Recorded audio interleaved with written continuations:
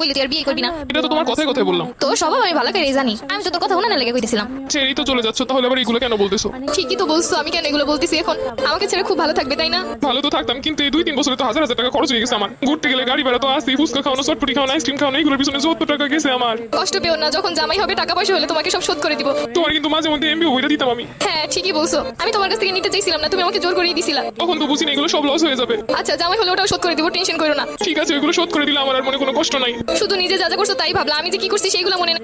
একদিন কচু শাক রান্না করে নিয়ে আসছিলাম, লাল শাক গুনা করছিলাম, তোমাকে ছেড়ে খাইতে পারতেছিলাম না, তাই বক্স ভরে তোমাকে এনে দিছিলাম। আচ্ছা, আমার যখন বউ হবে আমিও তোমাকে লাল শাক আর কচু শাকের তরকারি রান্না করে বাটি ভরে দিয়ে আসবো।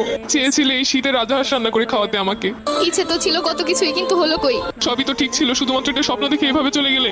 আর আমার এই শীতে রাজহাঁস খাওয়া হলো না। শুধু কি স্বপ্নই? তুমি যে একটা মেয়ের দিকে তাকাইছিলে 2 মিনিটের জন্য, সম্পর্কে শুরুতেই বলছিলাম কোনো মেয়ের দিকে ভুলেও তাকাবা না। তুমি শুধু তাকানোটাই দেখলে, কিসের জন্য তাকাইছি সেটা তো একবারও জানতে চাইলে না। ওই মেয়েটার অন্য